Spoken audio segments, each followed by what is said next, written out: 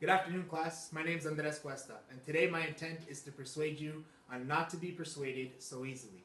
What I mean is, as Napoleon said, history is a set of lies agreed upon. In other words, world leaders will persuade the people by any means necessary only to benefit themselves. We may never understand their motives, but we must be aware. Before I begin, I'd like to be clear. I am by no means trying to persuade you into what I believe because honestly, I don't even know what that would be. I am by no means an investigator who has dedicated time to disprove or prove anything. I am simply an aviator and a student of life trying to take advantage of the current time we live in, a time known as the era of information, a time in which questions make us scientists, unlike how Pope Gregory I stated that, quote, questions make us heretics. Right now is a time in which ideas are encouraged and shared, unlike a time where Joan of Arc was burned at the stake for her beliefs. By the end of my speech, I hope that I've encouraged you to detach yourselves from the puppeteers and follow the inconsistencies for yourself, and by doing so, enlighten yourself from the untruths, because time and time again, my head spins by all the new information that I come upon that suggests these moments in histories have been altered. I will first present evidence that highly suggests untruths were told to us in the very first century. According to Professor Pavlak in the book Women's History, in 591 AD, Pope Gregory I amalgamated 3 Marys into one, and termed Mary Magdalene as a sinner and a prostitute, despite the lack of evidence contained within the accepted Roman Catholic Bible of 397 AD. In the accepted text, it clearly states that Jesus Christ appeared to Mary Magdalene first at his resurrection. This suggests that she had a much more significant role. We now know that Pope Gregory I made statements of people that lived 600 years before his time, with evidence from the compiled New Testament accepted 300 years before his reign. One must ask, what were his motives at the time to alter history and religious beliefs? Was he trying to hide something? We know that at the birth of Christianity, the foundation of the church was believed to be left to St. Peter. However, the Gnostic scrolls, which were discovered much later in the 19th century, suggest that Mary Magdalene was the apostle to the apostles. Therefore, a woman played a major role at the beginning of Christianity. In summary, within the Gospel of Mary, Peter was very discomforted at the thought that Jesus Christ gave private teachings to Mary Magdalene and questioned why she would believe a woman. It also suggests that he was very envious of Mary and not willing to believe that Jesus preferred her over the disciples. Other disciples appeared to be accepting of Mary Magdalene's role. They were not in agreement with Peter and questioned his authority to decide whether Mary Magdalene should be believed or not.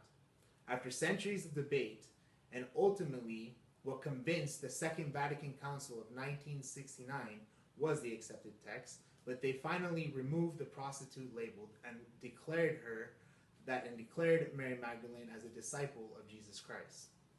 So is it possible that Pope Gregory tried to secure the role of men as leaders within the early church and discredited Mary Magdalene's role by amalgamating all the Mary characters into one?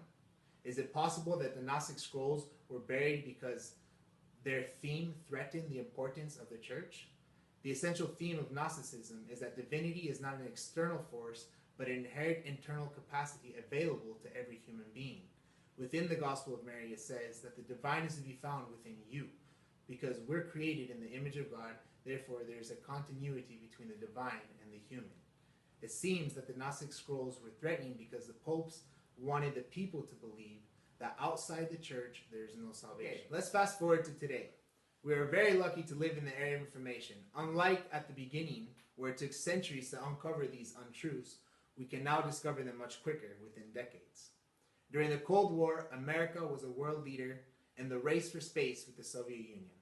In 1969, America used the momentous words of Neil Armstrong, "One small step for man, one giant leap for mankind," when reporting from an Apollo program. The many inconsistencies throughout the story will suggest that the entire Apollo program, whether orbiting or landing on the moon, is untrue.